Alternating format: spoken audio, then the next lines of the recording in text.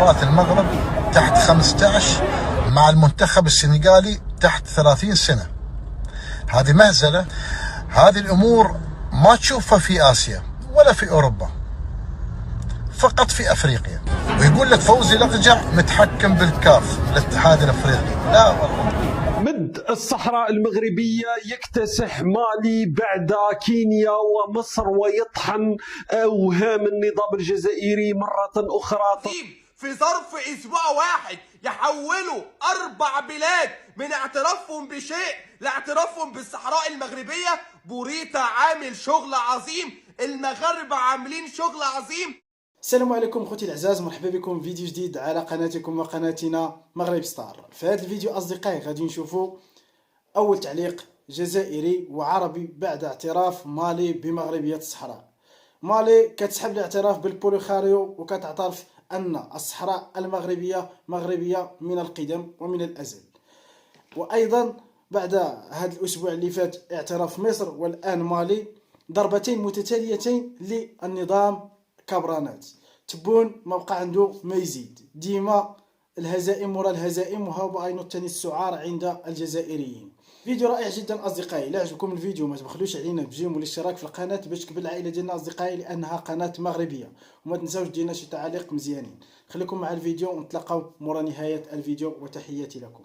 مد الصحراء المغربية يكتسح مالي بعد كينيا ومصر ويطحن أوهام النظام الجزائري مرة أخرى. تطور جديد في ظرف ساعات. الدبلوماسية المغربية مرة أخرى تسحق نظيرتها الجزائرية في ملف صار يعتبره النظام الجزائري ملف وجودي، خصوصا في السنوات الأخيرة، ومرتبط تقريبا بوجود النظام والجزائر نفسها، لأنه بعد مصر منذ 3 أيام التي غيرت موقفها التاريخي، موقف الحياد، وانتقلت إلى دعم مبادرة الحكم الذاتي المغربية والوحدة الترابية للمغرب. كينيا البارحة اللي كانت سابقا اعترفت بالبوليساريو سنة 2005، البارحة انتقلت إلى دعم مبادرة الحكم الذاتي كحل وحيد مع الاعتراف بمغربية الصحراء. اليوم مالي من أولى الدول تاريخيا من أوائل الدول تاريخيا التي اعترفت بالجمهورية العربية الصحراوية في جويلية 1980، التي لم تتوقف يوما على وجود تمثيليات دبلوماسية لميليشيات البوليساريو فوق أراضيها، ولو أنه صار توتر سنة 2010.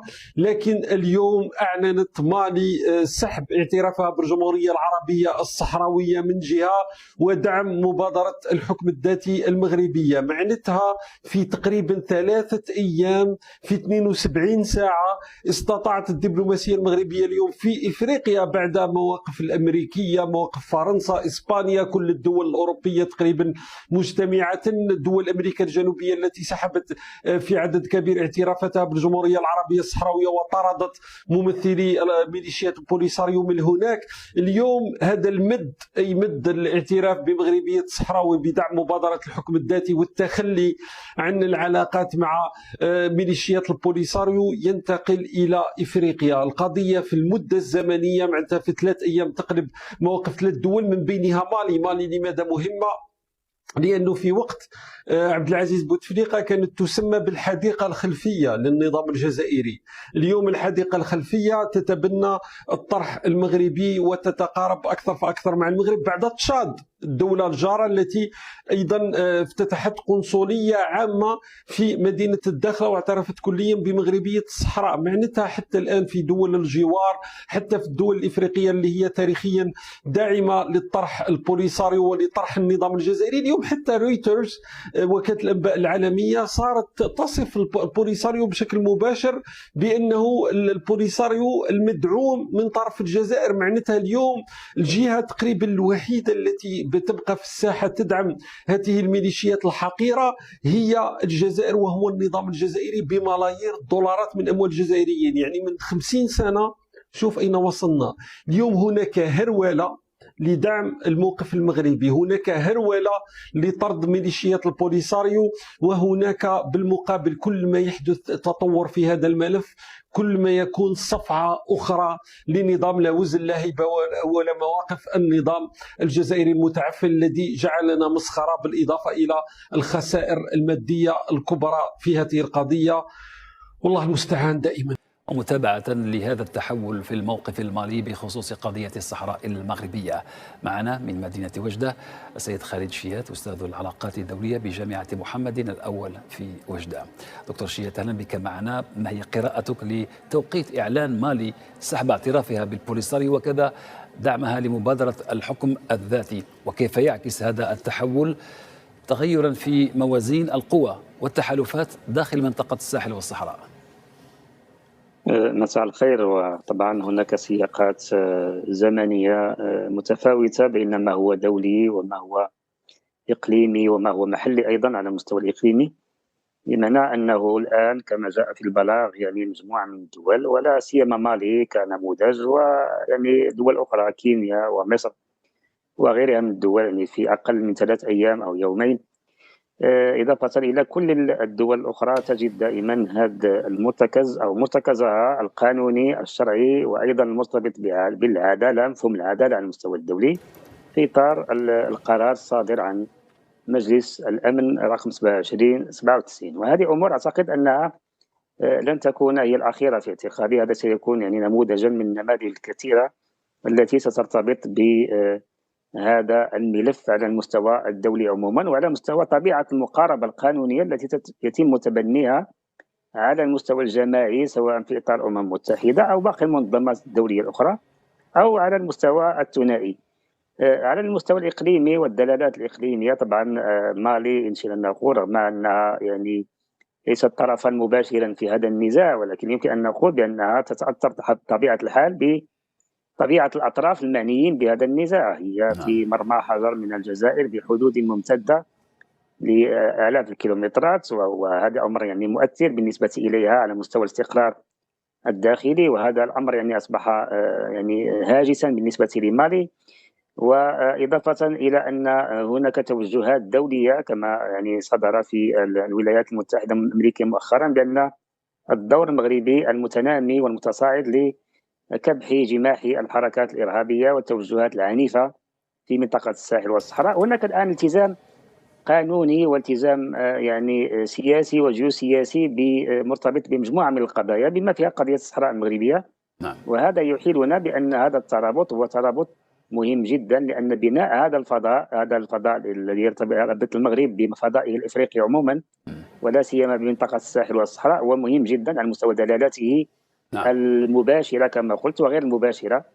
ومالي دولة معنية أيضا بالتوجه المغربي الملكي بالانفتاح على المحيط الأطلسي وغير ذلك من الأشياء التي أعتقد أنها مهمة جدا في هذا الاتجاه. وباعتبار موقع الجغرافي لمالي أستاذ شيات وكذا تأثيرها في الملف، ما تداعيات هذا التحول في الموقف المالي سياسيا على المسار الذي تقوده الأمم المتحدة؟ لا، سواء على المستوى الأمم المتحدة أو مالي استجابت للتوجه الأممي على مستوى القرار الصادر في المجلس. الآن نتحدث عن شرعية دولية، وقلت بأن هذه الشرعية الدولية تستجيب أيضا لعدالة قضية الصحراء المغربية باعتبارها إقليما مغربيا. وهذه الاستجابة التي تستجيب بها مالي وباقي الدول الأخرى هي يعني ترتبط وتتماهى مع الشرعية الدولية في إطار قرار صادر عن مجلس الأمن. ليس هناك حديث اليوم في إطار الشرعية إلا في إطار يعني الحل النهائي في إطار السيادة المغربية كما هو مبين في قرار مجلس الأمن.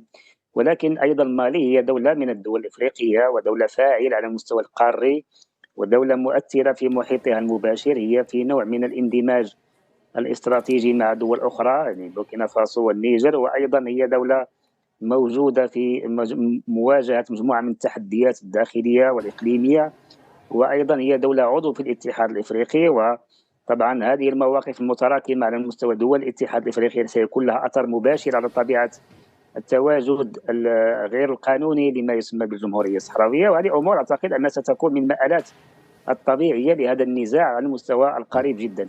ولكن أيضا لا ننسى بأن مالي التزمت أيضا بالمسار الذي وضعه جلالة الملك مسار التنمية المشتركة، التنمية المستدامة على مستوى المقاربات الجيوسياسية في منطقة يعني محتاج إلى تنمية كبيرة جدا وإلى توازن على المستوى التنموي والاجتماعي. وهذه أمور تجد استجابتها في المبادرة المغربية الأطلسية وفي مبادرات المغرب تعاونية على المستوى القاري وعلى المستوى الإقليمي، وهي أمور أعتقد أنها أصبحت كما قلت تربط ما بينه وما هو عادل، ما هو شرعي وقانوني، وما هو استراتيجي ومصلحي أيضا، تربط هذه الدول بالمغرب. وأعتقد أن مالي والمغرب تاريخيا وآنيا ومستقبلا هو ترابط حضاري، سواء في بعد المغرب الإفريقي أو في المنطقة يعني القريبة من المنطقة المغاربية أو بعده الإسلامي، وأيضا حتى في المنظومة يعني العربية عموما، باعتبار أن مالي أيضا هي دولة تنتمي إلى هذا الفضاء سواء بطريقة مباشرة أو غير مباشرة. وهذا هو المطلوب اليوم، هو أن نبني هذا الفضاء المغاربي في ظل هذه العدالة التاريخية لقضية الصحراء المغربية، ولا يأتي ذلك إلا بالضغط من خلال الدول التي لديها مواقف مباشرة من قضية الصحراء المغربية. أشكرك جزيل الشكر الدكتور خالد شيات، أستاذ العلاقات الدولية بجامعة محمد الأول بوجدة. شكرا جزيلا لك. شكرا لكم أصدقائي على مشاهدة الفيديو، كنتمنى أنه نال الإعجاب ديالكم. كما شفتوا أصدقائي، اعتراف مالي بمغربية الصحراء ما جاش عبثا. المغرب كان من أول أنه الصحراء مغربية منذ البداية. بعد اعتراف العالمي الآن الدول الإفريقية كل وحدة كتسحب الاعتراف ديالها بالجماعة الوهمية البوليخاريو. الآن بعد 4 أيام من اليوم كان اعتراف من مصر، وهو ضربة قاضية للجزائر وللبوليخاريو. والآن اعتراف مالي بمغربية الصحراء لأنها لها حدود مع الجزائر ومشاكل مع الجزائر. هادشي كامل أصدقائي كيبين أن السياسة المغربية سياسة ناجحة جدا برئاسة جلالة الملك محمد السادس والقيدوم مول المقص، الله يرضي عليه. خليكم مع الفيديو، تحياتي لكم، ونتلاقاو في فيديو جديد إن شاء الله. ديما مغرب.